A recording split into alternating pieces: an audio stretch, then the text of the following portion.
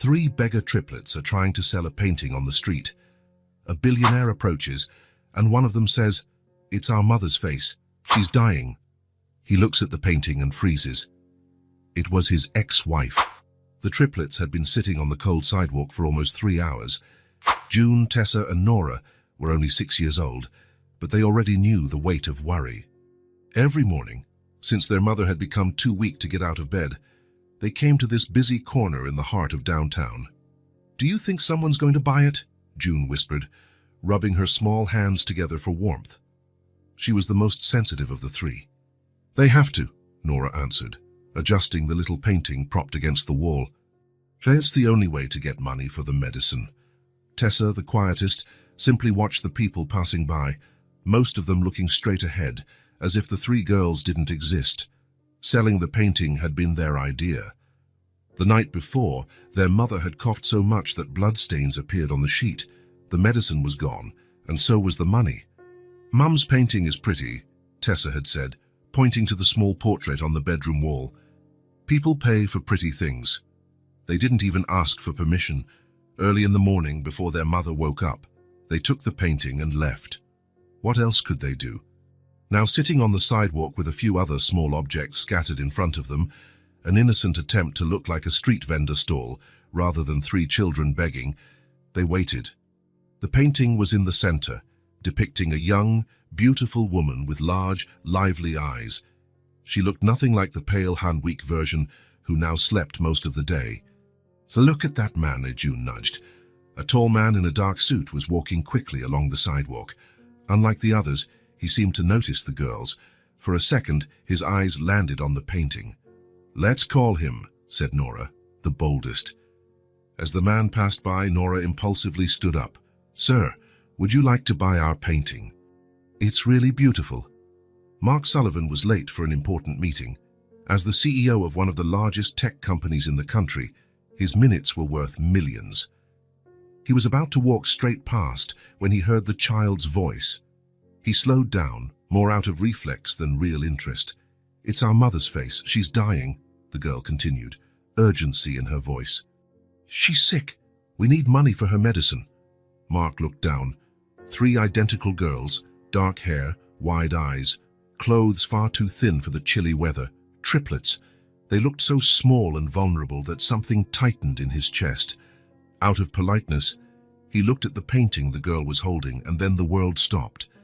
His steps froze on the sidewalk. The air caught in his lungs. The crowds, the noise of the city, everything disappeared. In the small painting, rendered with gentle brush strokes, was the face of Anna Pierce. Anna. His Anna. It couldn't be. But the real shock came when he recognized the brushstrokes, the style, the colors. This wasn't just any painting of Anna, it was his painting.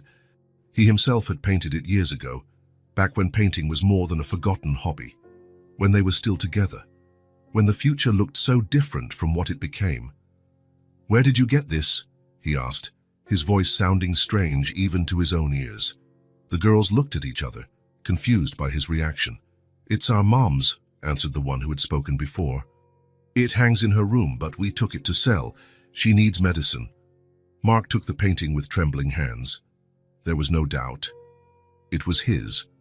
The same soft smile of Anna, the same intense eyes that had looked at him so many times. The woman who'd left his life nearly 10 years ago. "Your mother," he began, trying to process the situation. "What's her name?" "Anna," said one of the other girls. "Anna Pierce." The last name hit Mark like a punch. It was really her. And these girls, now that he looked closely, it was impossible not to see it. The same eyes as Anna, the same shape of face. 6 years old. The timeline matched perfectly. An impossible idea began to take form in his mind. "How much do you want for the painting?" he asked, already reaching for his wallet. 50, said the most confident girl, lifting her chin. "It's really pretty." Mark pulled out all the cash he had, several $100 bills. "Here," he said, holding out the money.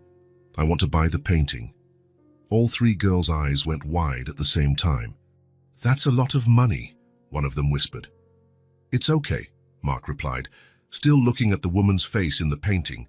He held it against his chest, feeling a surge of emotions he hadn't experienced in years. 1,000 questions exploded in his mind all at once. Was Anna sick? How bad was it? Were these girls his daughters? Why hadn't he ever known?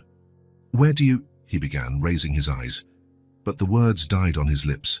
The sidewalk was empty. Mark spun around, looking in every direction. The 3 girls had vanished.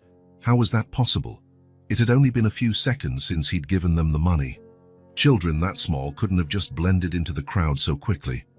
"Hey," he called out, taking a few quick steps, searching the passing people. "Girls, wait!" Nothing. It was as if they had evaporated into thin air. Mark looked down at the painting in his hands, still in disbelief. Anna's face smiled back at him through the brushstrokes he himself had painted so long ago. A painting he thought he'd never see again. Right there, in the middle of the busy sidewalk, billionaire Mark Sullivan felt something he hadn't felt in a long time: helplessness. The girls had vanished, taking with them the secret of where Anna was, how she was, and what had happened over the last 10 years. But as he stared at the painting, a certainty grew inside him. That encounter couldn't have been a coincidence. Fate had placed those 3 girls, possibly his daughters, in his path, and he wouldn't rest until he found them again. Until he found Anna. Mark entered his penthouse apartment and tossed his suit jacket over the sofa. The city sparkled below through the floor-to-ceiling windows, a $50 million view that, at that moment, meant absolutely nothing to him. He hadn't gone to his meeting. He didn't even call to cancel. For the first time in years, Mark Sullivan simply ignored his obligations. The dozens of missed calls on his phone proved it, but he couldn't bring himself to care. He sat down in a dark leather armchair, the painting balanced on his legs. For almost an hour, he stayed there, unmoving, just staring at the image he himself had created so long ago. Anna Pierce. It was as if a floodgate had burst inside him. Memories he had buried deep in his mind 7 years ago began to surface one after another. Anna laughing while he tried unsuccessfully to prepare a surprise dinner. Anna asleep on the old sofa in the apartment they shared, a book still open on her chest. Anna whispering, "I love you," for the first time, her eyes filled with that sincerity he never found in anyone else again. Mark suddenly stood up and went to the bar. He poured himself a whiskey and drank it in one gulp. The liquid burned his throat, but it didn't ease the tightness in his chest. He returned to the armchair and picked up the painting. He turned it over, examining the back. It was a bit worn, but he recognized his own signature in the lower right corner, along with the date. 7 years ago, almost exactly. Mark closed his eyes, allowing himself to be carried away by the memories. It had been one of the first paintings he ever did. Back then, he was just an entrepreneur with a promising startup, far from being the billionaire he would become. He lived in a modest apartment, drove a used car and painted on weekends because it calmed him. And Anna was peace. She would come home from her job at the public library with a book under her arm and stories to tell. She made coffee while he painted. Sometimes she just watched, silently, as if she could see everything he was just by observing how his hands moved across the canvas. They didn't have much, but they had peace, and that seemed enough until it wasn't. Mark opened his eyes and looked at the painting. He had painted Anna on that sunny Sunday when she was reading by the window. The light hit her face in a way that fascinated him. He asked her to stay still, and she joked that she would, as long as he promised not to take too long. It ended up taking hours, but she didn't complain. It was around that time his company started to take off. The first big contract, the first really important investors. Mark began to move in more elevated circles, dinners in luxurious homes, meetings at exclusive clubs. That was also when his family started getting interested in his life again. The same parents who had questioned his decision to abandon a safe career in corporate law to risk everything as an entrepreneur suddenly saw potential in their son. But they didn't see the same in Anna. "She's not part of our circle, dear," his mother had said during one of the Sunday lunches at the family estate, as if that explained everything. "Public library," his father had commented with a slight raise of an eyebrow. "Interesting career choice." Mark sighed, staring at Anna's face in the painting. It was never explicitly stated, but always hinted at. Little comments, silent glances, the way his mother forgot to include Anna on family event invitations, how his father could never remember her job or where she'd studied. And worst of all, how Mark gradually let it happen. He left Anna at home while he went to important dinners. "It's just business, you'd be bored," he'd say. He stopped telling her about new contracts and company directions. "I don't want to bore you with technical details." He started painting less. "No more time," he'd say. But the truth was, he had chosen a path where art had no place, where maybe Anna didn't fit either. And of course, she noticed. Anna was always perceptive. "You've changed," she said one night after he arrived home late from yet another corporate event. "I'm just tired," he replied, not meeting her eyes. "No, you're distant. It's been a while." He didn't answer. He didn't know what to say. 2 weeks later, she left. Mark came home from work and found only a note on the table. "You chose your path. I hope you find what you're looking for." No drama, no accusations, no fights, just the silence that remained after she walked out the door. And the worst part? He let it happen. He didn't run after her. He didn't call. He didn't search. A part of him, the part too busy building an empire, actually felt relief, as if Anna were a reminder of the Mark he no longer was. The Mark who painted on weekends and was content with a small apartment and simple dreams. Mark stood up again and went to the window of his penthouse, 50 floors above the city. The higher he climbed, the smaller everything below appeared. People became tiny, problems remote. He had achieved everything he wanted, built one of the most valuable tech companies in the world. He was respected, admired, envied, and completely alone. He returned to the armchair and picked up the painting again. Anna seemed to look right at him. The same eyes he'd seen today, multiplied by 3, in those little girls on the sidewalk. Girls who might be his daughters. A thought hit Mark like a blow. Anna had left 7 years ago. The girls looked about 6. The math was simple. Could it be Anna left without knowing she was pregnant? Or worse, knowing, but choosing not to tell him? Either way, everything made sense now. The painting he himself had done. The girls with Anna's eyes. The time that had passed. Anna was somewhere in the city. Sick, according to the girls. With 3 daughters dependent on her, 3 daughters who might very well be his as well. Mark placed the painting on the coffee table and picked up his phone. He cancelled all his appointments for the next few days. For the first time in a decade, something mattered more than his company, his fortune or his reputation. He had to find Anna. And for that, he first had to find those 3 little girls who had vanished like smoke on that busy sidewalk. This time, he would go after them, and he wouldn't rest until he found the truth. Mark spent the next morning walking around downtown. He wasn't wearing a suit, just jeans and a simple jacket. He didn't want to draw attention. He just wanted to find 3 little girls who had disappeared like smoke. The painting was safe in his apartment, but he couldn't stop thinking about Anna and the triplets. The resemblance between them was undeniable. The same eyes, the same face shape, even the slight tilt of the head when they were suspicious. As he walked through the crowded streets, Mark wondered what he would say if he found them. How would he explain his presence? How would he ask about Anna without scaring them away? The night before, he had considered hiring a private investigation team. With his money and influence, he could have detectives scouring every corner of the city within hours. But something stopped him. Something told him he needed to do this personally.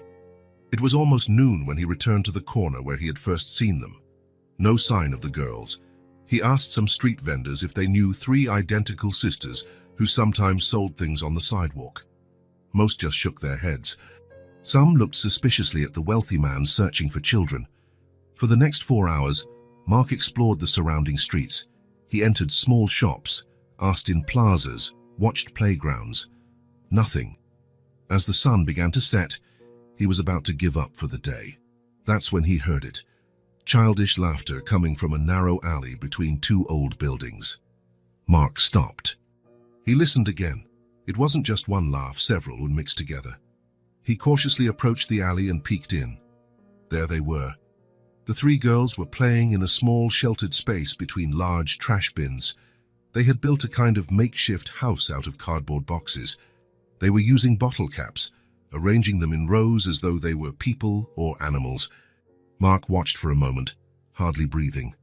They looked so small and vulnerable there, yet there was a resilience about them, a strength that children so young shouldn't need to have. He took a step into the alley. A piece of broken glass cracked under his shoe. All three heads snapped up at the same time, eyes wide and alert. "Hi," he said, keeping his distance. "Remember me?" They didn't answer, but they didn't run either. They just watched him with those large, identical eyes. "You sold me a painting yesterday," Mark continued, his voice soft. "A very special painting." "You're the rich guy," one of them finally said. Mark guessed it was Tessa, the middle one, but he wasn't certain. They looked so alike. "Yes, that's me." "Why are you looking for us?" asked another one, probably June Daksha with the gentler tone. Mark paused for a second. The truth seemed the best option. "I knew your mother," he said simply. The three of them exchanged looks. That silent communication only siblings have. One of them, definitely Nora, the most serious, took a step forward. "Why?" she asked, her voice far too steady for a 6-year-old. "Why what?" Mark echoed, confused. "Why did you know our mother?" The question caught him off guard. It wasn't how or when, but why, as though there had to be a reason to know Anna, as if she was someone people like him normally wouldn't meet. "Because she was important to me," he answered honestly. The girls exchanged looks again, still wary, but maybe a little less so than before. "Do you always play here?" Mark asked, trying to keep the conversation going. Nora shrugged. "Sometimes. Do you live nearby?" No response, just those cautious gazes. "Does your mother know you're here?" He tried again. "She's sleeping," June said. "The medicine makes her sleep a lot." Mark nodded, feeling a pang in his chest. "Did you buy the medicine with the money I gave you?" "We gave it to the pharmacy man," Tessa replied. "He said it was a lot." "He gave us change," Nora added. "We kept it for next time we need medicine." Smart and responsible, at 6 years old. "What's wrong with your mum?" Mark asked, trying not to sound too anxious. Again, silence. The three just watched him, as if deciding whether he deserved to know. "Have you eaten today?" Mark changed the subject, noticing how their clothes seemed far too big for their thin frames. June shook her head. There was nothing at home. "We were going to buy bread later." Mark glanced around, thinking fast. "There's a sandwich place on the corner. Can I buy you something to eat?" The three exchanged looks again. Hunger clearly wrestled with distrust. "We don't go with strangers," Nora said firmly. "I wouldn't ask you to," Mark replied quickly. "You can wait here. I'll go there, buy the sandwiches and bring them back." More glances passed between them. Finally, Nora gave a small nod. "Okay. How do you like your sandwiches?" "Anything," Tessa replied. "No onions," June added. "We don't like onions," Mark smiled. "No onions. Got it. Shall be right back." He walked to the sandwich shop, always looking back to make sure they wouldn't run away. He bought 3 large sandwiches, sodas, fries, and some sweets. Maybe it was too much, but he had a feeling these girls hadn't seen a complete meal in too long. When he returned to the alley, he feared they might have left. But there they were, sitting in their cardboard fort, waiting patiently. Mark approached and handed them the bag of food. Nora took it, still cautious, and checked the contents before distributing it among her sisters. The three ate with a hunger that confirmed his suspicions. They were very, very hungry. "Do you come here every day?" he asked, sitting on a crate a safe distance away. "Not every day," Tessa answered between bites. "Only when Mom sleeps too much." "Is your home far from here?" Nora looked at him, eyes so similar to Anna's, filled with caution. "We can't tell strangers where we live." "You're right," Mark agreed. "Your mother taught you well." They continued eating in silence for a while. "What are your names?" Mark finally asked. They exchanged glances. "I'm Nora," said the serious one after a pause. "Tessa," said the one in the middle. June completed the third, a bit more cheerful than the others. "I'm Mark," he replied. "Mark Sullivan." No reaction to the name. Perhaps Anna had never spoken of him to the girls. "Do you go to school?" He tried another approach. "We study at home," Nora said. Mum teaches us, June added. She knows a lot of things from books. Mark smiled. That sounded like Anna. When they finished eating, the girls looked a bit more relaxed but still distant. He knew he shouldn't push too hard. I need to go now, he said, standing up. But can I come back tomorrow, maybe bring more food? They exchanged another one of those silent sibling communications. Okay, Nora finally said. We'll be here. Mark nodded, feeling something strange in his chest. A small start of a connection, as fragile as a thread of silk, but it was real. Thank you for talking to me, he said. See you tomorrow then. As he walked away, Mark glanced back one last time. The three were standing together, watching him go. They didn't smile or wave, but they also didn't run. They simply stayed there, present. And for Mark, that presence, that refusal to flee, that small thread of trust, meant more than they would ever know. Over the next 2 weeks, Mark returned to the alley every day, always at the same time, always with fresh food and some small gift. Nothing expensive or flashy. He quickly learned that would only make the girls more suspicious. Simple things, colored pencils, a storybook, 3 identical teddy bears, apart from the color of their bows. On the 3rd day, June smiled at him when he arrived. On the 5th, Tessa told him about a bird that built a nest near their bedroom window. On the 8th, even Nora, the most cautious, asked if he would be coming back the next day. Mark cancelled meetings, delegated responsibilities, ignored calls. His assistant was on the verge of a nervous breakdown, but he didn't care. For the first time in 7 years, something was more important than his company, his wealth, his image. The girls rarely spoke much about Anna. When he asked, the answers were vague. She's a bit better today. The doctor came yesterday. She said she'll be well soon. He didn't press. He knew he had to go slowly, earn their trust one day at a time. On the 10th day, Mark brought ice cream. The 4 of them sat on the ground in the alley, each with a popsicle, and June asked, "Why do you come here every day?" Mark hesitated. The 3 looked at him with those identical eyes, Anna's eyes. "Because I like seeing you," he answered honestly. "Is that all?" Nora insisted. He took a deep breath. "And because I really want to see your mother again." They exchanged looks, that silent communication again. "Were you her friend?" Tessa asked. "I was more than a friend," Mark answered, deciding to be honest. "I loved your mother, very much." More exchanged looks. "Then why aren't you together?" June asked directly. Mark looked at the popsicle melting in his hand. "Because I made a mistake, a big mistake."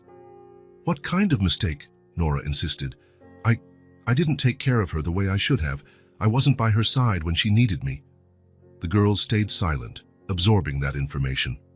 "Mom gets sad sometimes," Tessa said suddenly, "when she thinks we're not watching. And she cries when she thinks we're asleep," June added. Mark's heart clenched. "I'm so sorry," he said, and he truly was. Nora, who had been quiet, finally spoke.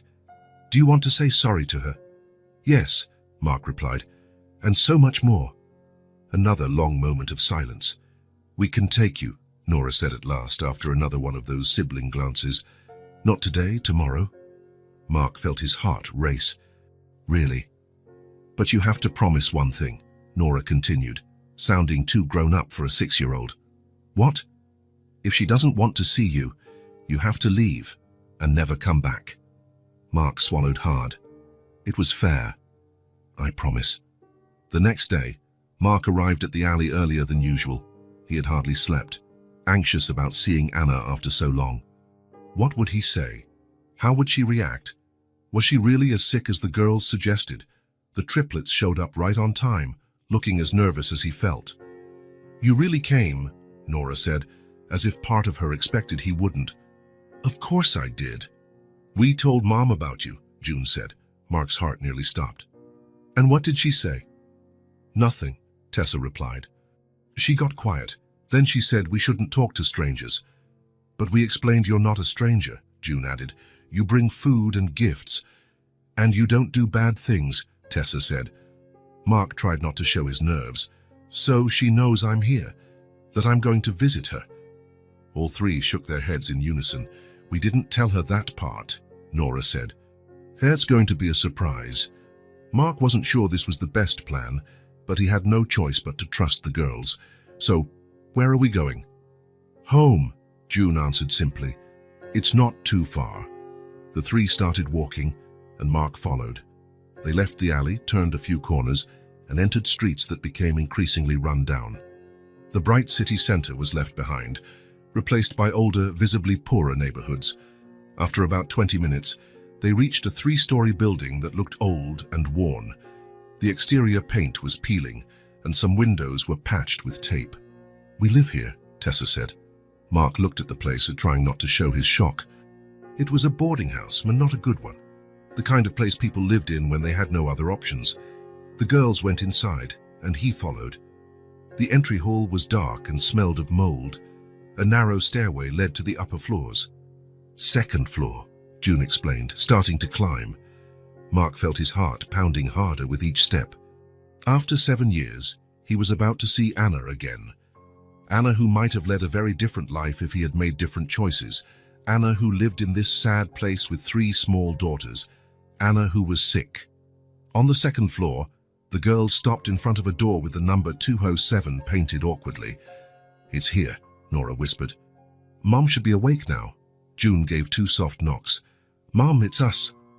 A weak voice answered from inside, and Mark's heart almost stopped at recognizing it, even after so long. Come in, girls. June turned the doorknob and opened it. The 3 stepped in, but Mark stayed in the hallway, heart hammering against his ribs. We brought you a surprise, he heard Tessa say. What is it, honey? It's a person, June answered. A person who... That's when Nora came back to the door and looked at Mark. She gave a small nod for him to enter. Mark took a deep breath and stepped forward, entering the small apartment. And there she was. Anna was sitting in an old armchair near the window. A book lay open on her lap. She was thinner than he remembered, with dark circles under her eyes and shorter hair. But it was still her. She still had those eyes that seemed to see right through him. For a moment, Anna didn't seem to comprehend what she was seeing. Then her expression changed, surprise, shock, and then a mask of coldness.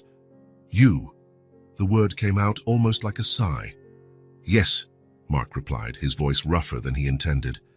The girls were looking from one to the other, wide-eyed, trying to understand what was happening. So you thought you could just show up like nothing happened?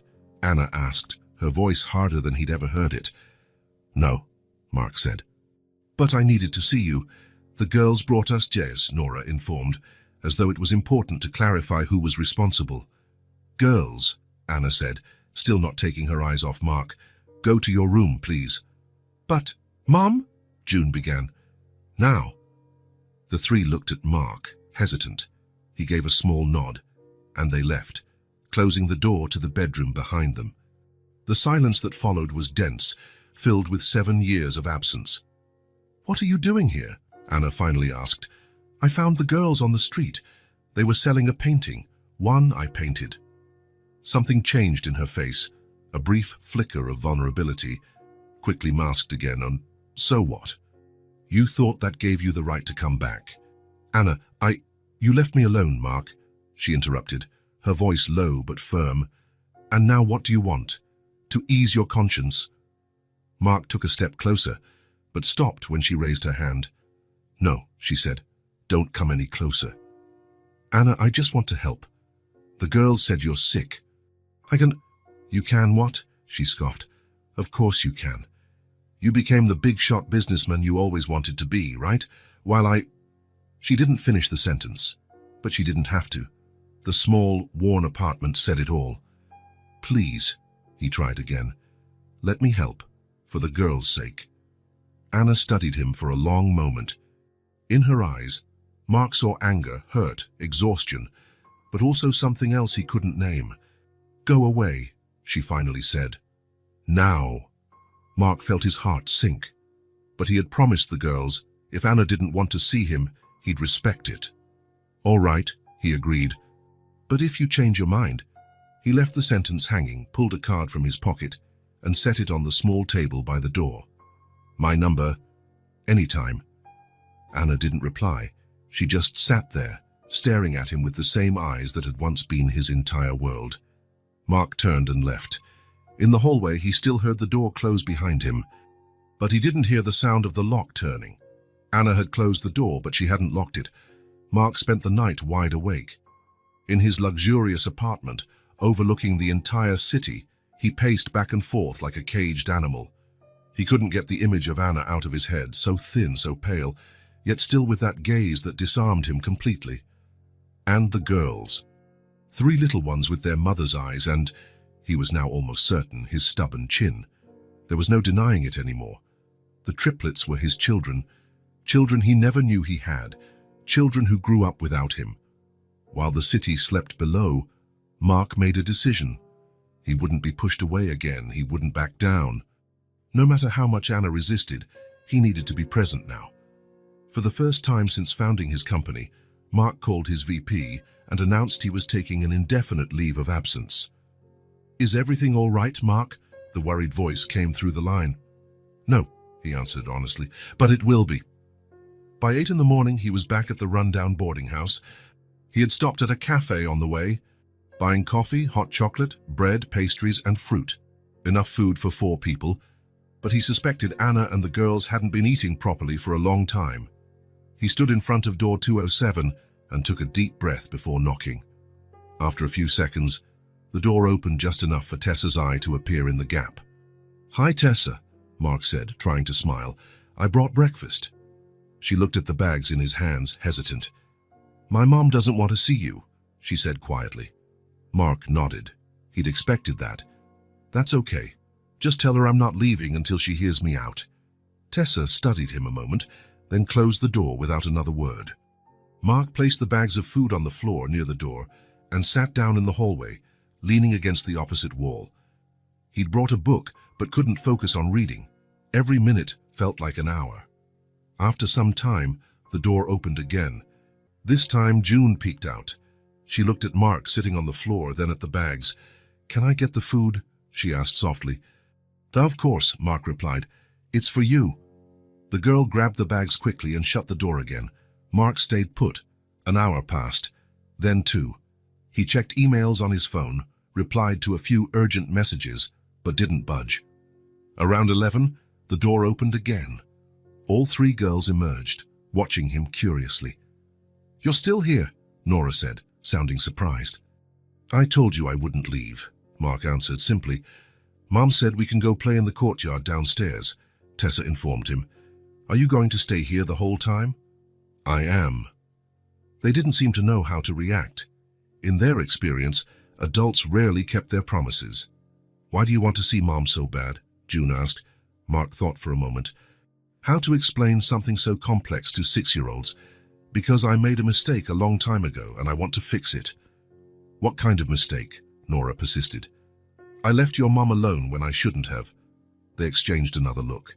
That silent connection. "We'll be back later," Nora said finally, and the 3 headed down the stairs. Mark remained there, seated in the dimly lit hallway. Around lunchtime, he heard movement inside the apartment. Someone, likely Anna, moving around.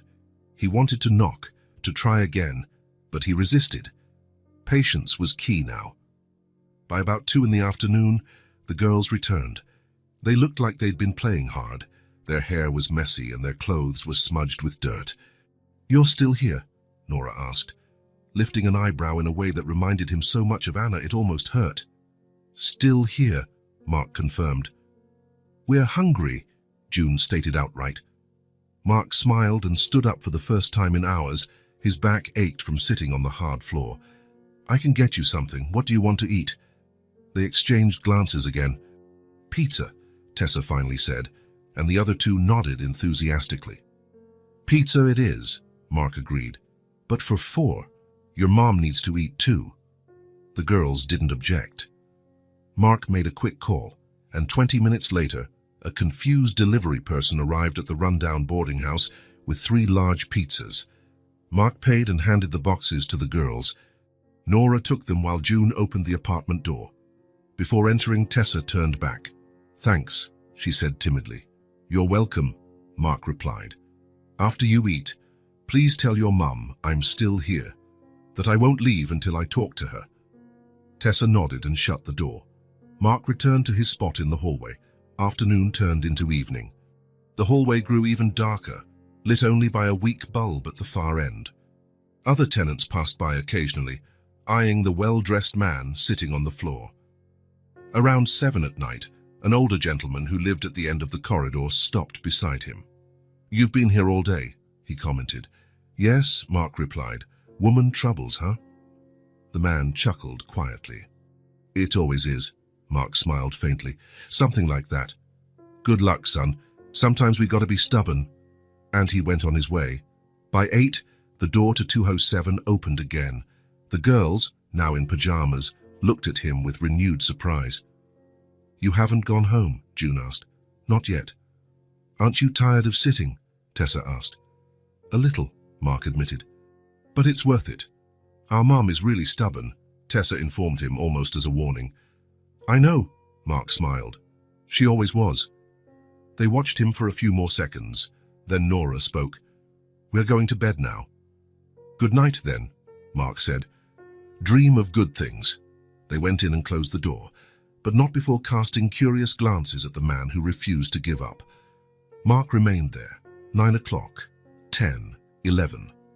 The hallway was completely silent now. Most of the residents had settled in. His back hurt, his legs were numb, but he didn't move. Just after midnight, the door next to 207 opened and a young woman stepped out. She looked at Mark curiously. "Are you a friend of Anna's?" she asked in a low voice. "Yes," Mark replied, not wanting to go into detail. "Do you know her well?" "We're neighbors," the woman shrugged. "She keeps to herself, but her kids are adorable. It's a shame she's so sick." "Do you know what she has?" Mark tried, attempting not to sound too anxious. "Not exactly. She never talks about it, but I've seen the medicines she takes. They're strong and expensive." Mark nodded. "Does she have any help, family, friends?" The woman shook her head. "Just the girls. They act like little nurses, more responsible than children should ever have to be." It twisted Mark's heart. 6-year-olds shouldn't have that burden. "Thank you," he said, and the woman continued on her way. The night wore on. Mark checked the time. 1:15 a.m. He was exhausted, but he refused to sleep, not when he was so close. Then he heard the first sound. A dull thud from inside apartment 207. Mark straightened up, edge alert. Another sound, something falling. Then a scream. "Mommy!" He jumped to his feet, heart pounding. He banged on the door. "Anna? Girls, is everything okay?" No answer, just the sound of movement inside. Mark knocked again, harder. "Anna!" Suddenly, the door flew open. Tessa stood there, eyes wide with fear, tears streaming down her face. "He's still here," she shouted over her shoulder. "Mommy fell." Mark didn't hesitate. He stepped into the dimly lit apartment and saw Anna on the floor near the bathroom door. June and Nora were kneeling beside her, trying to wake her up. "Mom," June called, trembling. "Wake up, Mum." Mark knelt beside Anna.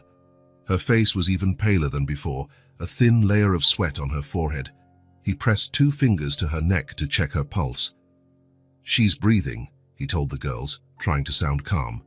"But we need to get her to the hospital." Without hesitation, Mark scooped Anna up into his arms. She was frighteningly light, as if she weighed nothing at all. He could feel her bones through the thin nightgown, and his heart constricted further. "Girls, grab coats and your mum's medications. We're going to the hospital." They obeyed immediately, moving around the cramped apartment with an efficiency that only came from practice. June found a bag and started stuffing medicine bottles inside. Nora grabbed a thin coat and draped it over Anna. Tessa picked up a small bag that looked like it contained important papers. "Ready?" Nora said after a few minutes. Mark nodded and headed for the door, still carrying Anna. The girls followed closely. "Call a car, now," he told Nora, who held his phone.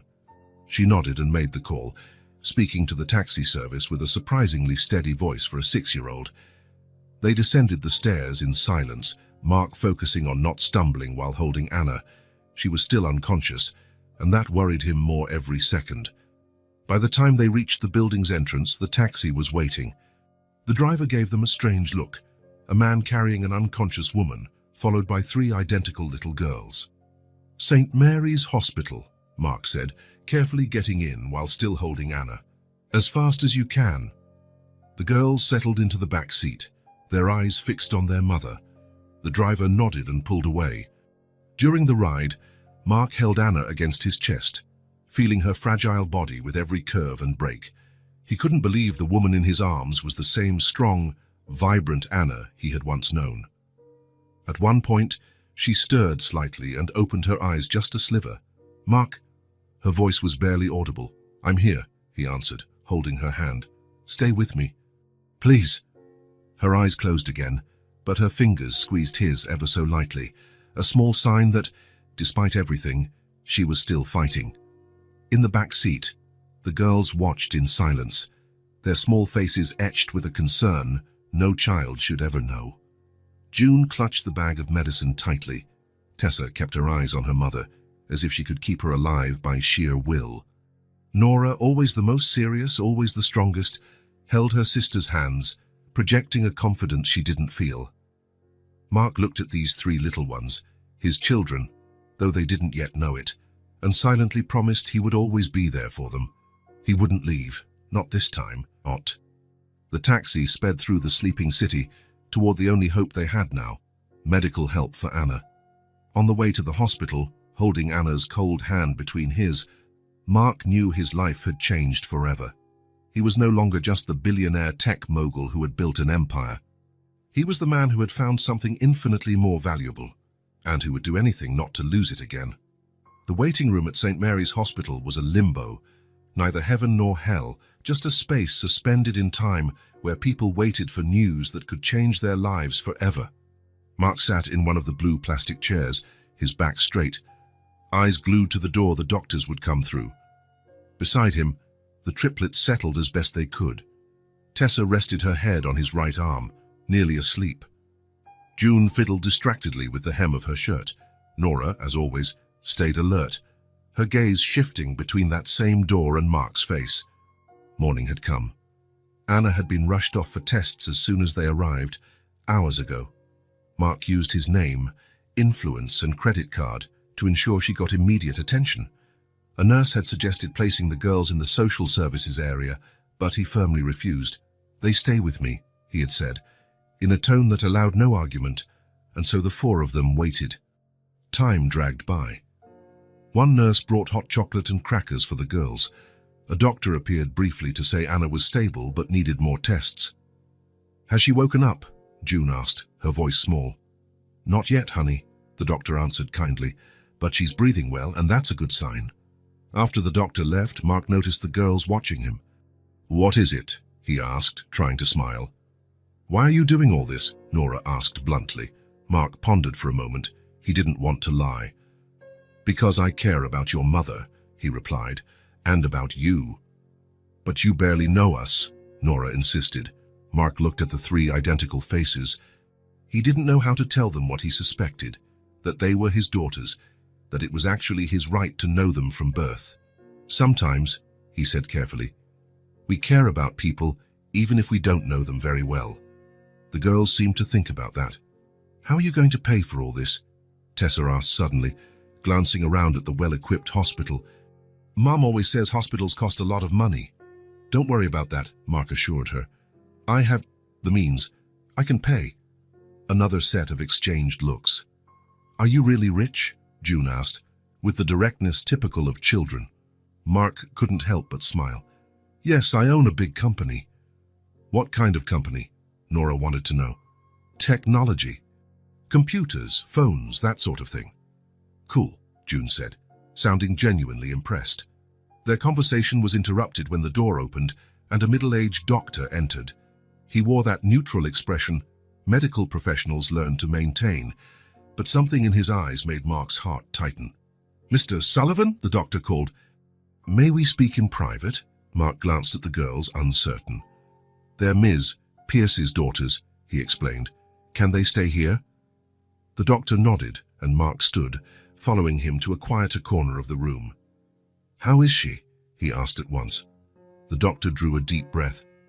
"We've stabilized the patient, but the situation is serious. We ran several tests and—" He hesitated, choosing his words. "Mr. Sullivan, Ms. Pierce has cancer, non-Hodgkin's lymphoma, in a fairly advanced stage." Mark felt like he'd been punched in the stomach. Cancer. The word no one wants to hear. "How advanced?" he managed to ask. "Stage 3, nearly 4. Multiple lymph nodes are affected, and the spleen is involved. The fainting was caused by severe anemia, likely from the disease and possibly worsened by inadequate medication." "Inadequate medication?" "From the tox screen, it looks like she was taking strong painkillers, but not the specific treatment for her type of cancer. I assume she couldn't afford the proper treatment." Mark closed his eyes briefly, absorbing the blow. Anna was dying, alone, without proper care, while he lived in his penthouse, oblivious to everything. "What are her chances?" he asked, opening his eyes again. The doctor hesitated. "It's hard to say without more study, but with adequate treatment, about a 50% chance. Without treatment—" He left the sentence unfinished. "What is the proper treatment?" "A combination of intensive chemotherapy, possibly radiation therapy, and depending on the response, a stem cell transplant. It's a long, painful, exhausting process, but it's her best chance." Mark nodded, resolute. "I want her to have the best possible care. A private room, the best medical team, the best medication. Money is no object." The doctor studied his face for a moment. "Are you a relative of the patient?" "Not exactly. Mark hesitated. What was he to Anna now? Ex-boyfriend? Father of her children? A stranger? "I'm family," he said at last, "and I'll take care of her and the girls." The doctor nodded, seeming satisfied. "All right. I'll arrange everything. Ms. Pierce is still unconscious, but she should wake in the next few hours. Once she's stable, we'll transfer her to a private room. And when can treatment start? As soon as she's strong enough, maybe in 2 or 3 days." "Thank you, doctor." The doctor shook his hand and left. Mark stood there for a moment, trying to process everything. Anna had cancer. Advanced stage. 50% chance. Numbers and statistics that suddenly meant everything. When he returned to the girls, their anxious faces nearly made him break down. "What did the doctor say?" Nora asked immediately. "Is Mom going to be okay?" Mark sat back down among them. How to explain something so complicated and scary to 6-year-olds? "Your mom is sick," he began carefully. "It's called cancer." "We know what cancer is," Nora said. "Our neighbor died from it last year." Mark swallowed. Of course they knew. Children absorb everything, especially suffering. "Your mom is going to start treatment," he continued. "It will be hard and sometimes she might feel even worse before she feels better. But the doctors will do their best to help her." "Is she gonna die?" June asked bluntly, her big eyes full of fear. "We're going to do everything possible so that doesn't happen," Mark said firmly. "She'll have the best doctors, the best medicines." "Promise," Tessa pressed. "I promise." They seemed to accept that, at least for now. June rested her head on Mark's shoulder, and he felt a tightness in his chest. These children, his children, had already experienced more hardship than any 6-year-old should. The next few hours crawled by. A nurse brought more snacks. Another came to say Anna had been transferred to a private room but was still asleep. Mark and the girls were taken there. The room was spacious and well-equipped. Anna lay in the bed, so pale she almost blended with the white sheets. Tubes and monitors were attached to her, beeping softly. The girls rushed to the bed, looking at their mother with worried faces. "Will she wake up soon?" June asked the nurse. "Yes, honey. She's just very tired right now." Night fell and Anna still hadn't fully regained consciousness. Sometimes she opened her eyes briefly, only to drift back into sleep, whether from the medication or sheer exhaustion. The girls finally succumbed to fatigue. Mark improvised beds from the reclining chairs in the room, covering them with blankets a nurse brought. June and Tessa fell asleep quickly, but Nora resisted, determined to keep watch over her mother. "You need to sleep too," Mark said gently.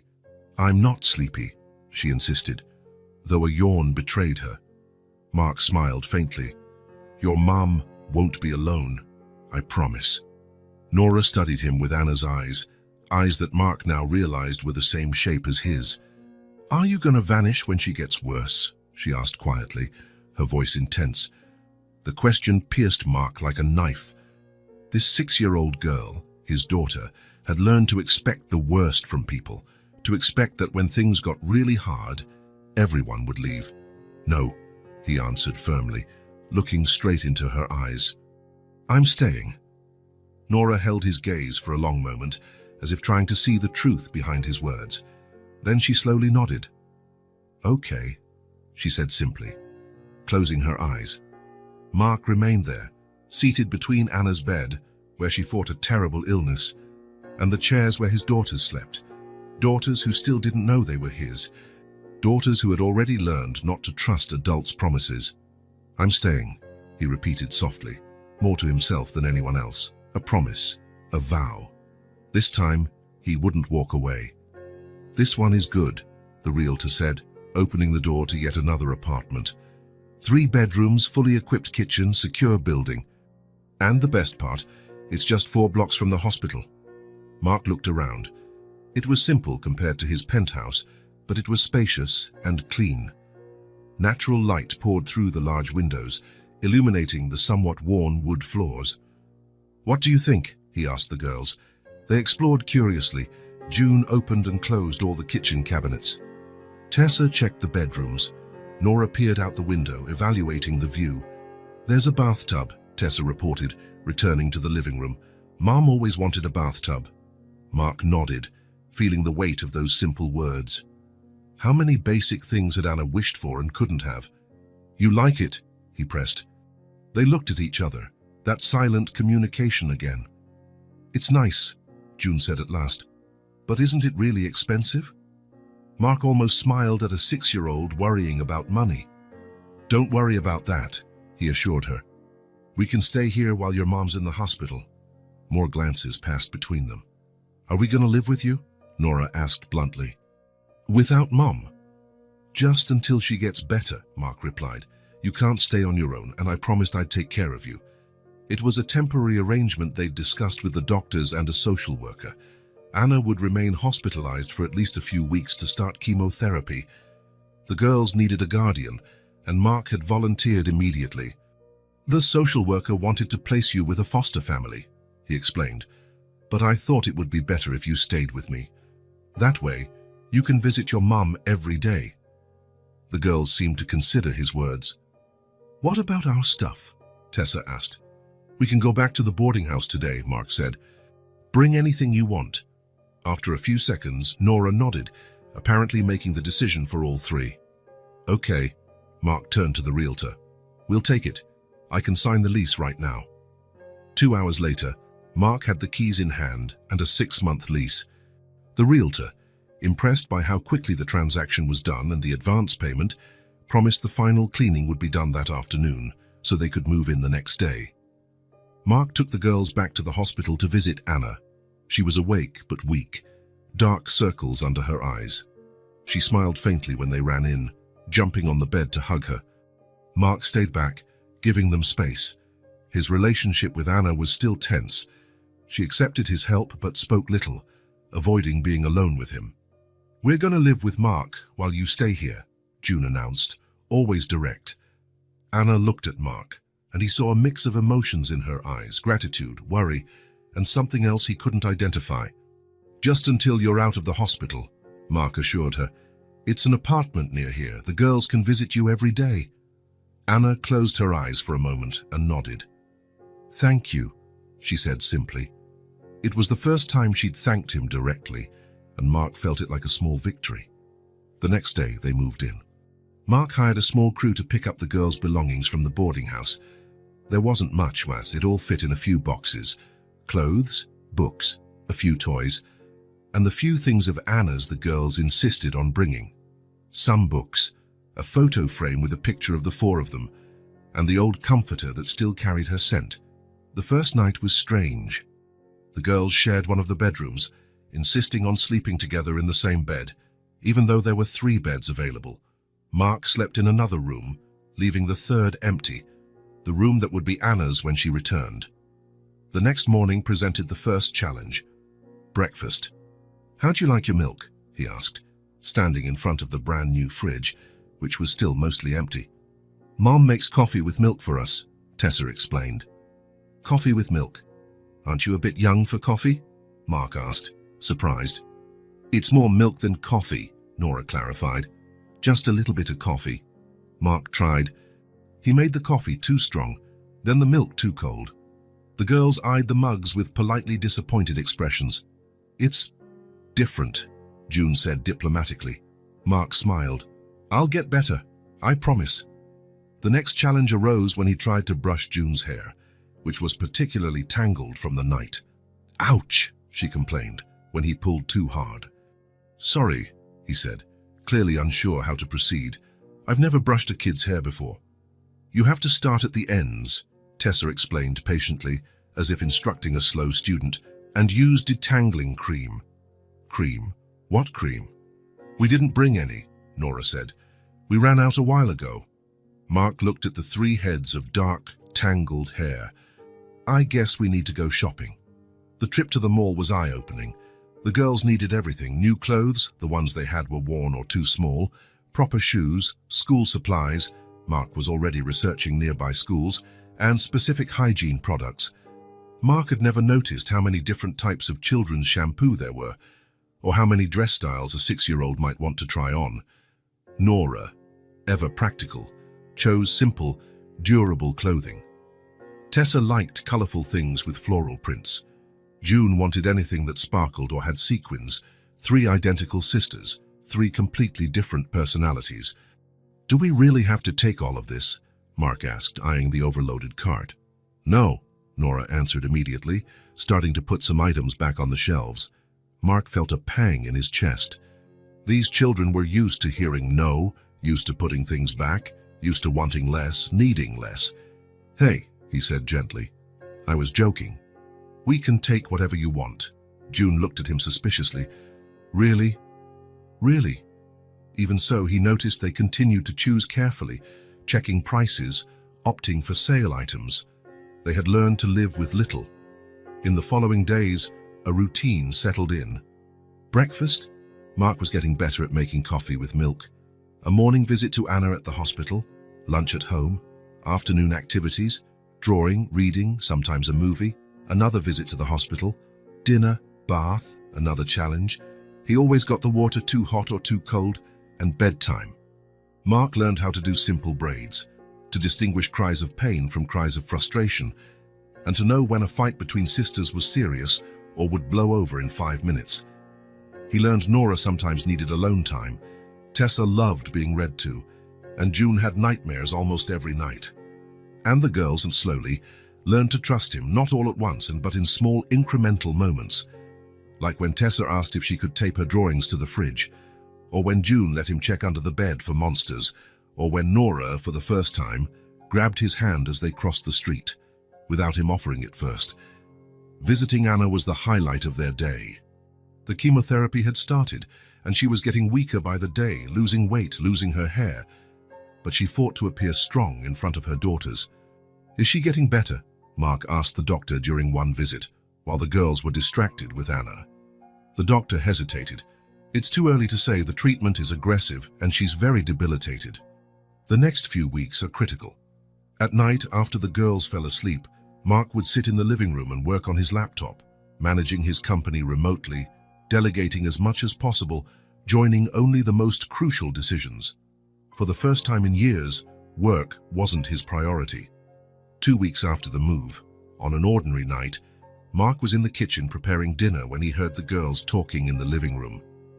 "Do you think Mom will get better?" Tessa's voice, low and worried. "Of course she will," June responded, though without her usual conviction. "The nurse said all her hair might fall out," Tessa went on. "She'll be sad." "Hair grows back," said Nora, always the voice of reason. "What matters is she gets well." Mark served the mac and cheese, one of the few dishes he could cook decently, and called them to dinner. They came running, apparently leaving the difficult conversation behind. During dinner, they chatted about simple things, the movie they'd watched earlier, the book Mark was reading to them at bedtime, the next day's hospital visit. Just as they were finishing, June suddenly asked, "If she dies, who are we going to stay with?" Silence fell heavily over the table. Mark felt his heart seize. All three watched him with those big eyes, waiting for an answer that could soothe their deepest fear. "Me," he answered without hesitation. They didn't reply. They just stared at him, processing that. But they also didn't say no. They didn't reject the idea, and for Mark that was enough at that moment. A few days later, while preparing lunch, his cooking skills were slowly improving, Tessa came into the kitchen for a glass of water. She stood, watching him chop carrots, looking thoughtful. "Sometimes Mom pretended she was okay," she said suddenly. "But we knew when she hadn't eaten dinner." Mark paused, turning to the girl. Tessa didn't meet his gaze. Her eyes were on the carrots on the cutting board. "What do you mean?" he asked softly. Tessa shrugged. She'd say she ate earlier, or that she wasn't hungry, but we knew. At that moment, June entered. "Knew what?" she asked, grabbing a raw carrot to munch on. "That Mom wouldn't eat so we could have food," Tessa replied. June nodded, as if it were a common fact of life. "She said love was enough," she added, chewing, "but when the roof leaked, it was hard to believe." Mark felt a knot in his throat. He looked at these two small girls, so familiar with sacrifice, lack, hardship. "The roof leaked?" he asked, struggling to keep his voice steady. "In our bedroom," Tessa explained. "There was a hole. We put buckets in, but sometimes it was too late. Mom asked the landlord many times to fix it," June chimed in, "but he never did." Mark nodded, unable to respond. The girls went on chatting about other problems from the old apartment. A faucet that sometimes didn't work, a stove with only one working burner, a shower that gave electric shocks. He listened silently, absorbing every detail of the difficult life Anna and the girls had led while he lived in luxury, oblivious. "I'm going to the bathroom," he said eventually, when he felt he couldn't hold back his emotions any longer. "Keep an eye on the carrots, please." In the bathroom, he locked the door and leaned against it. The tears came silently but powerfully. He cried for the lost time, for the hardships Anna had faced alone, for the girls who had learned too early what scarcity meant. He cried for the father he hadn't been, for the man who had abandoned the woman he loved in the name of comfort and social acceptance. Sitting on the bathroom floor, back against the door, Mark Sullivan, the billionaire CEO of one of the biggest tech companies in the country, finally understood what truly mattered, and he silently vowed again to do everything differently from now on, for Anna, for the girls, and for the man he was finally learning to be. A month had passed since Anna began treatment. A month of highs and lows, of fragile hopes and deep fears. The doctors spoke of a moderately positive response, careful words none of them fully understood. The girls adapted to their new routine. They attended a nearby school and, after initial reluctance, started making friends. The social worker visited regularly, always leaving satisfied with the environment Mark was providing. One particular morning, the house was unusually quiet. The girls had gone to school, and Mark was working on his laptop at the kitchen table when the phone rang. "Mr. Sullivan, this is Nurse Teresa from St. Mary's Hospital." Mark's heart sped up. Calls from the hospital rarely brought good news. "Miss Pierce is asking for you," the nurse said. She urgently wants to talk." "I'm on my way," Mark said, already closing his laptop. The whole drive to the hospital, his mind raced through possibilities. Had Anna's condition worsened? Did she decide she didn't want his help anymore? Or was she reconsidering arrangements for the girls? When he reached her room, he found Anna sitting up in bed, paler and thinner than ever. The chemotherapy had taken most of her hair, now covered by a colorful scarf that June had picked out. But her eyes, those eyes Mark knew so well, were alert, determined. "Hey," he said from the doorway. "The nurse said you wanted to see me." Anna nodded slightly. "Have a seat," she said, indicating the chair beside the bed. Mark did as she asked, watching her carefully. Something was different today. A decision made, a wall finally starting to come down. "Are the girls okay?" she asked. "They're fine. They're at school right now. Nora won a math prize yesterday. Tessa takes art class twice a week. June joined the choir. Anna smiled faintly, and even exhausted, her face lit up at the mention of her daughters. They've never had so many opportunities before. Mark just nodded. He'd learned a lot in recent weeks about the difficult life Anna and the girls had led. Frequent moves as rent prices climbed. Various odd jobs Anna took besides her library work. Occasional help from neighbors when she was too ill to work. A life of constant struggle. While he built his empire.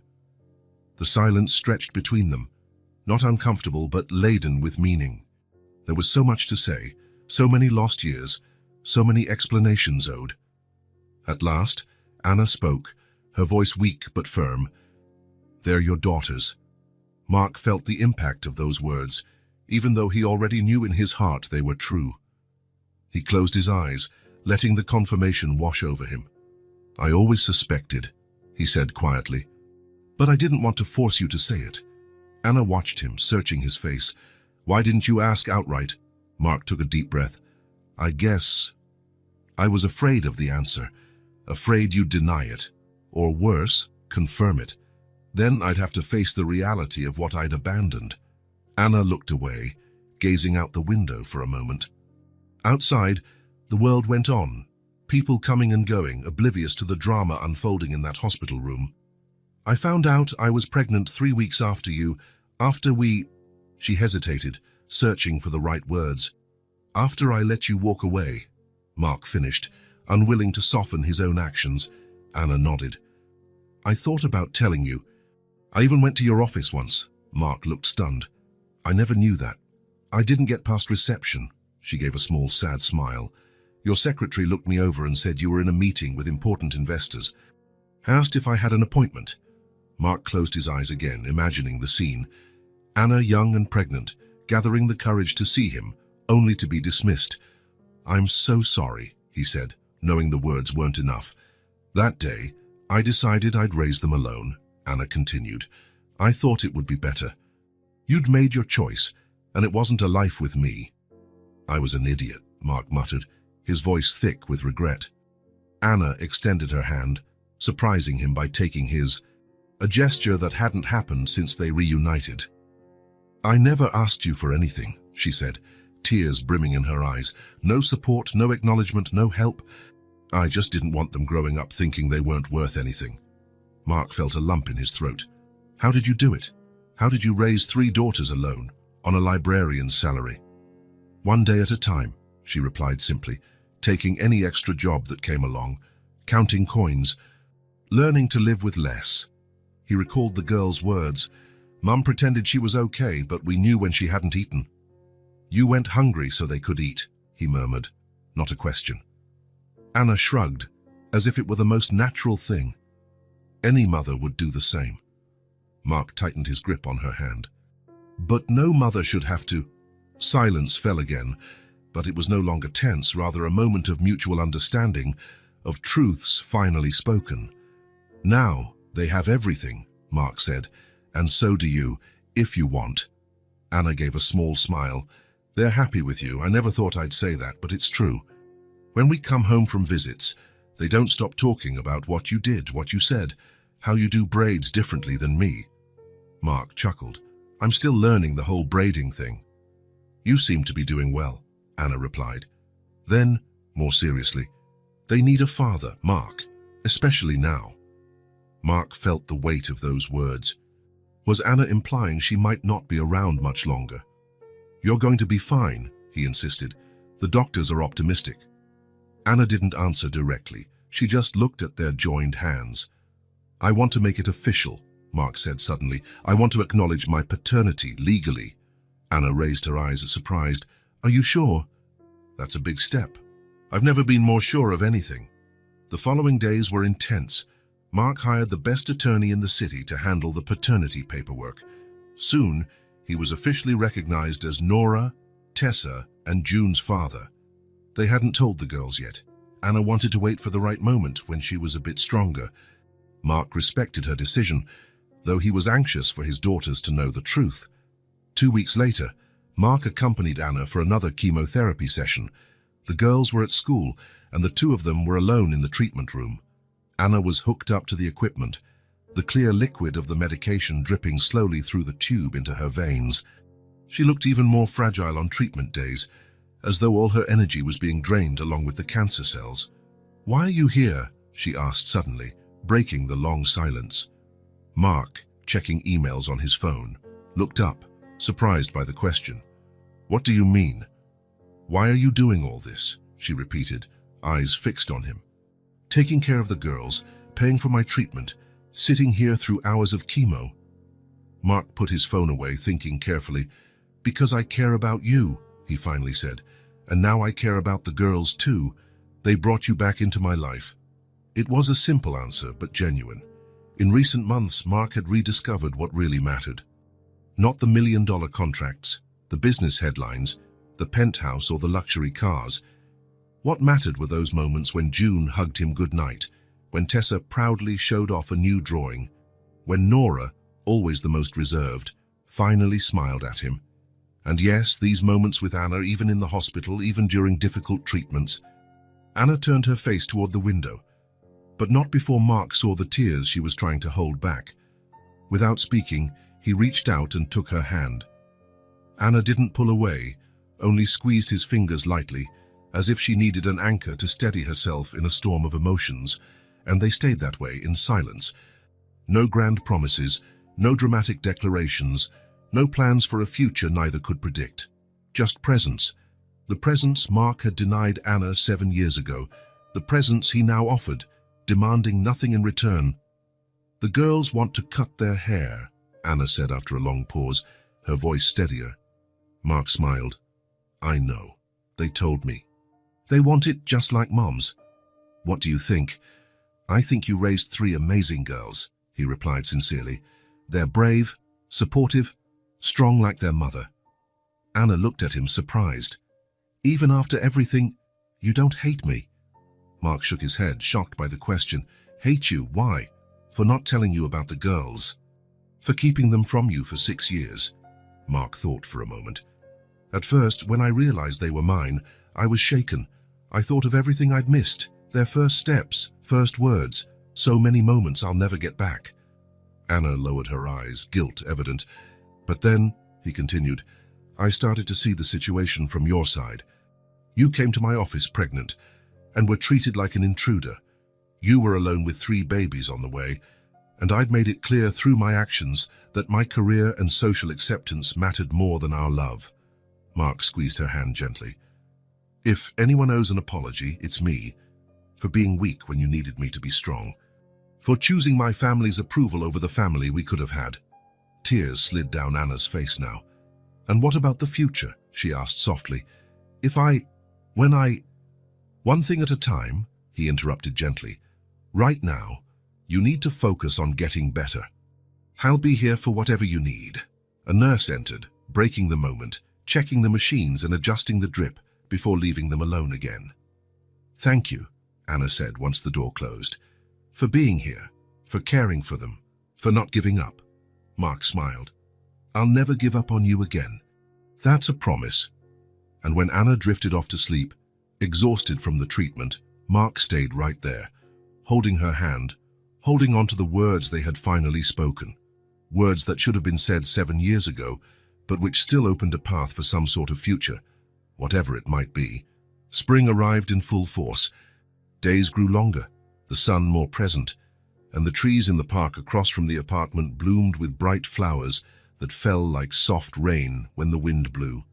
It had been 3 months since Anna started treatment. The latest scans gave the doctors cautious optimism. Partial remission, they said, words that sounded like music to Mark's ears. After weeks of insistence, they finally allowed Anna to go home, provided she continued her regular hospital visits for chemo and tests. Coming home was celebrated like a victory, because it was won. Mark had converted the 3rd bedroom into a cozy space for her, an adjustable bed, soft armchairs, shelves filled with books, a large window that let in the morning sun. The girls had decorated the walls with drawings and "Welcome Home Mom" signs. In the first few days, Anna remained hesitant, still too weak to do much besides rest and enjoy her daughter's enthusiastic visits between their classes. Mark worked mostly from home, using a corner of the living room as his makeshift office, staying close in case she needed anything. Gradually, like a flower blooming after a harsh winter, Anna began to regain her strength. First, she managed to walk around the apartment unaided. Then she ventured into the kitchen to make some tea. Small victories, everyone celebrated. One sunny Saturday morning, 2 weeks after returning home, Anna appeared in the living room wearing sweatpants and a light sweater, her colorful scarf carefully arranged over her head. "I want to go out," she announced, surprising everyone. "Just a quick walk in the park." The girls squealed with delight. Mark, concerned, asked, "Are you sure?" "Isn't it too soon?" Anna smiled. That smile Mark had rediscovered in recent months, which still had the power to light up his entire world. "The doctor said short walks are recommended, and it's too beautiful a day to stay cooped up inside." Mark couldn't argue. 15 minutes later, they were all ready. The excited triplets ran ahead in the hallway of the building. Anna walked slowly, leaning on Mark's arm. "Take it easy," he cautioned when they reached the street. "Relax, I won't collapse," she teased, but she did grip his arm a bit tighter. The park was full of life that morning. Families enjoying the good weather, kids playing ball, couples walking their dogs. A normal, everyday life that had once seemed impossible for them. They found a bench under a flowering tree, and Anna sat breathing in the fresh air. The girls asked to play in the small playground nearby. After making sure they were in sight, Mark let them go. "It's good to see them so happy," Anna said, watching the three run and laugh. Mark nodded, noticing how different they looked now compared to the scared children he'd met months ago. They were healthier, more relaxed, their eyes bright without the constant shadow of worry. "They're incredible," he said, "strong, like their mom." Anna smiled, leaning her head lightly on his shoulder, an easy gesture of closeness that had become more common. They hadn't labeled what they were to each other now. Ex-lovers, co-parents, friends, something more. They seemed to silently agree not to rush it, to let things unfold as Anna recovered. "You know what I miss?" she asked suddenly. "What?" "Seeing you paint." Mark looked at her, surprised. "Really?" "Yes. It was so beautiful to watch you completely absorbed, creating something out of nothing. Your eyes looked different, more alive." Mark hadn't painted in years. He'd stopped when he lost Anna, as if both belonged to a life he no longer had. The career, the success, the empire, those had replaced his art. "I'm not sure I even remember how," he admitted, with a small smile. "It's like riding a bike," Anna replied, "or you never forget." That casual conversation planted a seed that grew in the following days. Mark started researching painting supplies again, noticing colors in a different way, studying light and shadows like he once did. A week later, while Anna napped after another chemo session, Mark went out and bought a small easel, canvases, paints and brushes, everything he needed. He set up a little painting corner near the window in the living room, overlooking the park. When Anna discovered it, her eyes filled with tears. "You're going to paint again," she said. It wasn't a question, but a statement. "I'm going to try," he answered simply. That afternoon, while the girls were at school and Anna dozed, Mark sat in front of the blank canvas for the first time in 7 years. He felt paralyzed at first, the brush awkward in his hand. But then, almost on its own, his hand began to move. Colors appeared. Shapes took form. When the girls came home, they found him still painting, so absorbed he hadn't noticed their arrival. "What's he doing?" June whispered. "Painting," Tessa answered, fascinated. Nora observed quietly for a moment, then declared, "It's the park. He's painting the park we went to." Mark finally noticed them and smiled, a bit embarrassed for being so lost in his work. "Can I see?" June asked, stepping forward cautiously. "Sure," Mark said, moving aside to reveal the work in progress. Indeed, it was the park with its blooming trees and the playground in the background, but in the foreground there were rough sketches of 4 female figures, 1 adult and 3 children. "That's us," Tessa exclaimed, delighted. "With Mom," Nora added. "It's not finished," Mark cautioned. "There's a lot left to do." "It's beautiful," June said, looking at him with a new kind of admiration. In the days that followed, a different kind of routine developed. Mark worked remotely in the mornings, cared for Anna and the girls in the afternoons, and painted at night after everyone had gone to bed. The painting of the park progressed, and new ones emerged, little studies, sketches, color experiments. Anna slowly regained her strength. Walks in the park became more frequent. Sometimes, she even managed to help prepare dinner, though she tired easily. Her hair began to grow back, fine dark strands that the girls touched reverently, as if they were magic. Life wasn't perfect. There were bad days, when chemo side effects were overwhelming, when exhaustion consumed Anna, when fear of the future loomed like a dark cloud. But there were also moments of pure, simple happiness none of them had known before. Like the afternoon Mark returned from a meeting at the office, one of the rare times he had to go in person, and found Anna and the girls around the kitchen table, surrounded by paper and crayons. "What are you doing?" he asked, setting his briefcase on the counter. "Drawing," June replied without looking up. "There's a school art contest," Anna explained with a smile. "The theme is my family." Mark felt warmth spread through his chest at that word, family. He quietly joined them at the table, watching their work. June was drawing everyone in superhero costumes, complete with colorful capes. Tessa's piece showed a detailed picnic scene in the park, impressive for a 6-year-old. Nora's, ever pragmatic, was simpler but powerful, 5 figures holding hands in front of a house. "5?"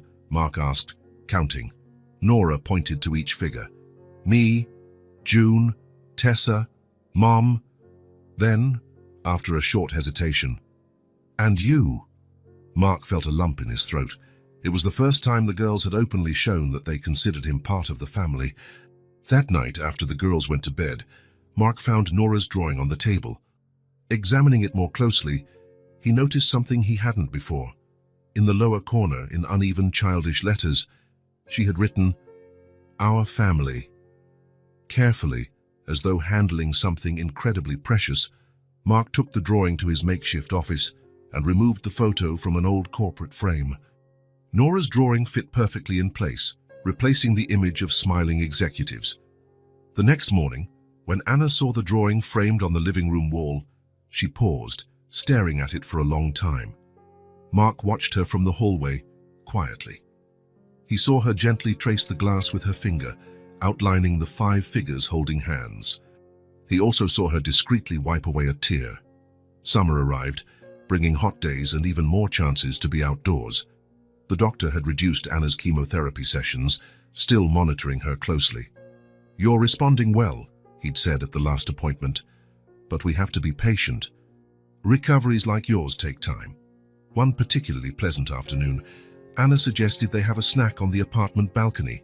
It was a small space, but the sun hit it directly at that time of day. Mark arranged cushions on a lounge chair so she could be comfortable, and the girls brought sandwiches and juice they had prepared together. Anna sat down, and all 3 girls immediately tried to squeeze onto the chair with her. "Hey, careful," Mark laughed. "Don't squash your mum." "It's okay," Anna said, opening her arms. "Come on, my little ones." Somehow they all managed to fit, June and Tessa on one side, Nora on the other, each partly in Anna's lap, and she embraced them like a mother hen with her chicks. Mark took out his phone and snapped a photo, wanting to capture the moment forever. "You should paint this," Anna suggested, glancing at him over the girls' heads. "Maybe I will," he replied with a smile. The afternoon was calm. They ate, chatted, and laughed at the stories June invented about the passing clouds.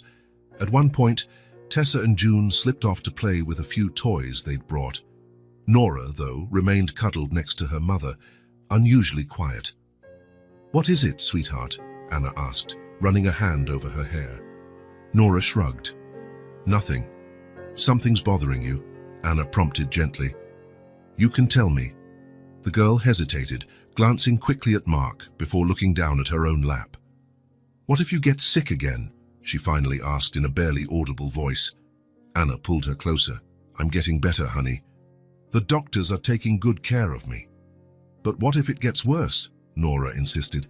"Last time you said you were better, then you couldn't even get out of bed." Mark's heart squeezed. This child, so young, already understood life's fragility. How promises can fail when things get really bad. "Hey," he said softly, scooting closer so he was eye level with Nora. "Your mum really is getting better this time. She has the best doctors, the best meds." "Promise she won't—" Nora couldn't finish, tears welling up. "I can't promise nothing bad will happen," Mark replied honestly, "but I can promise that no matter what happens, you three will never be alone, never." Nora studied him with those serious eyes so like his own. "You'll stay with us forever?" she asked. "Yes," he said without hesitation. "Forever." She seemed to consider it for a moment, then reached out and took Mark's hand. "Okay, Daddy." The world seemed to freeze. Daddy. She'd called him Daddy for the first time. The word came so naturally, as if it had always been there, just waiting to be spoken. Mark felt tears sting his eyes. He saw Anna watching him, her own emotions plain on her face. Nora didn't seem to notice the effect of her words. She continued talking, still holding his hand. "My teacher said there's a science fair next week. Will you help me with my project?" Mark swallowed the lump in his throat. "Of course," he managed. "Of course I will." Satisfied, Nora finally slid off the lounge chair to join her sisters. Mark stayed put, still processing what had just happened. Anna reached out and gently touched his face. "You all right?" He nodded, at a loss for words. When he finally could speak, he said, "She called me Daddy." "I heard," Anna smiled. "It was only a matter of time. They've considered you their dad for weeks. They just didn't know how to say it." Mark looked at the three girls playing on the little balcony.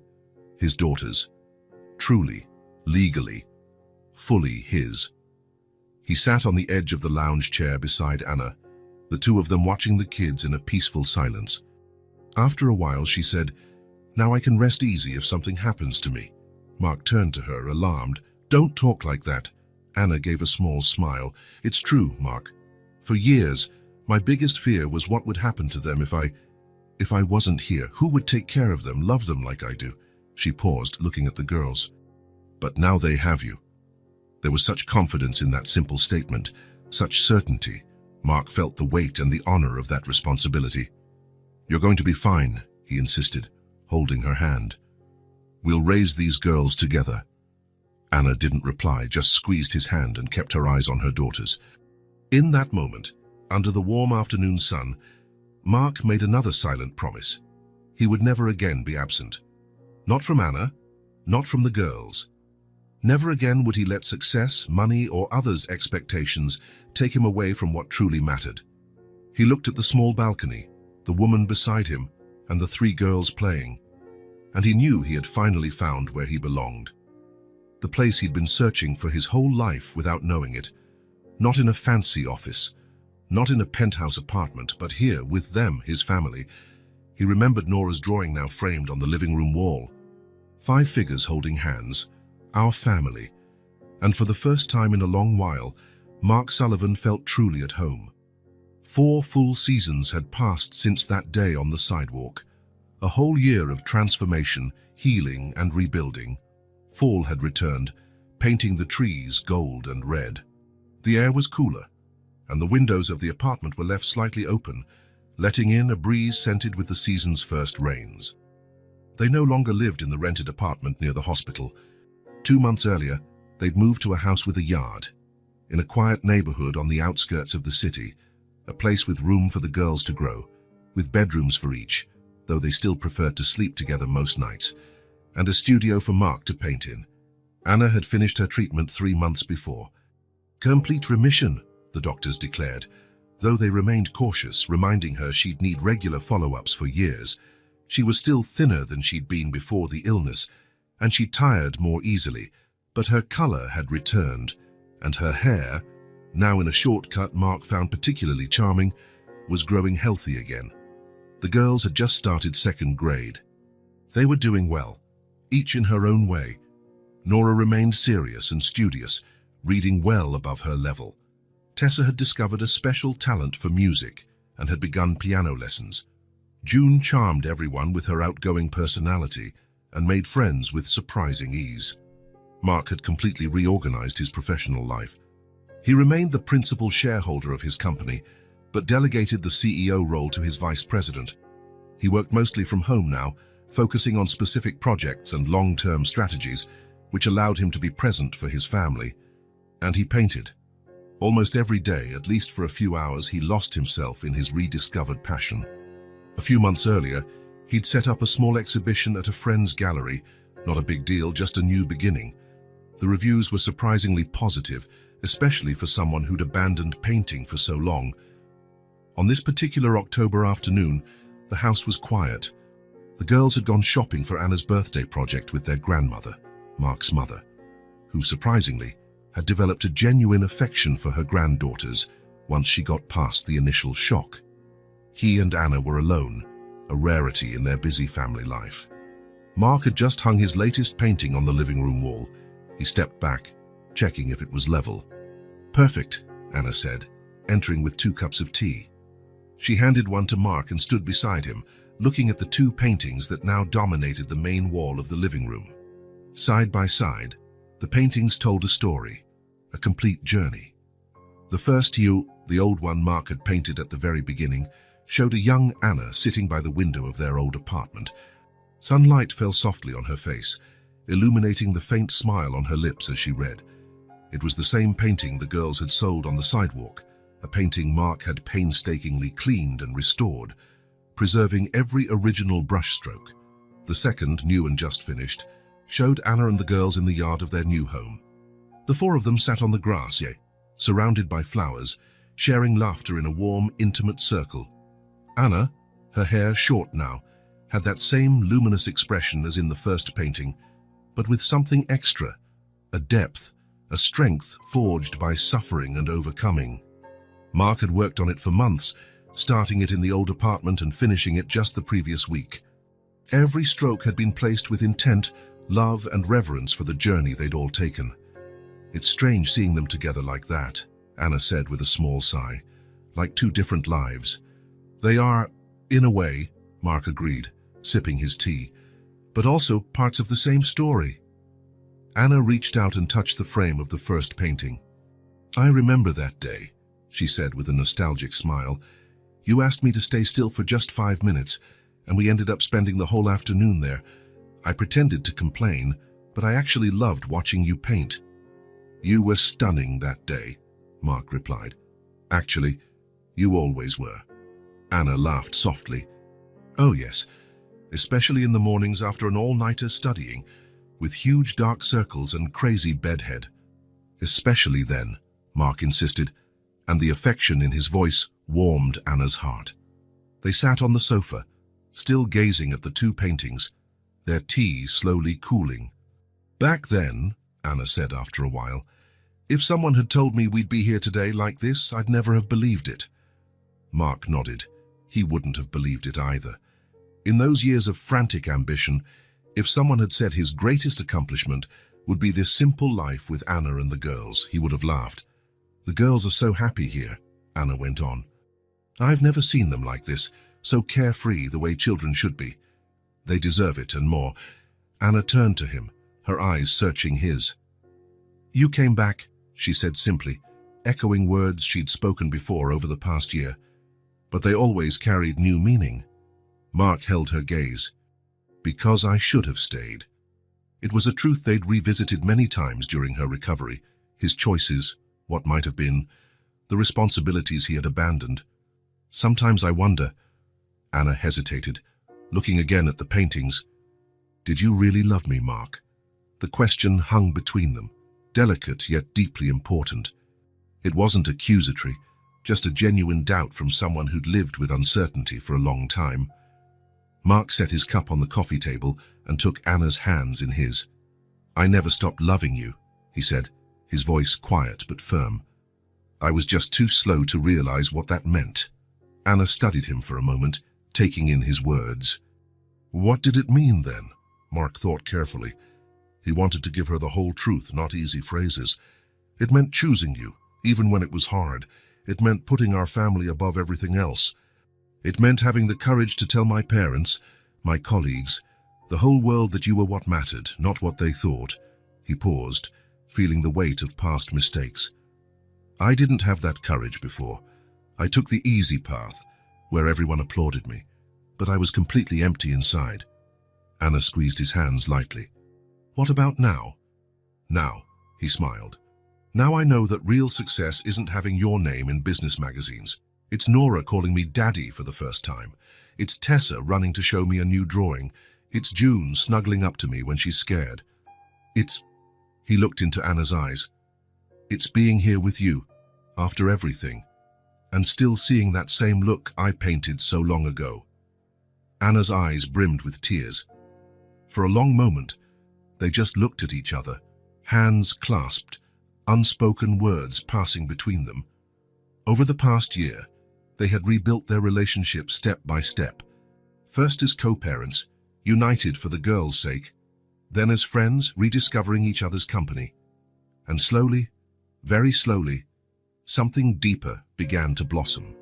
They still hadn't defined what they were now. They were learning to trust, to forgive, to begin again.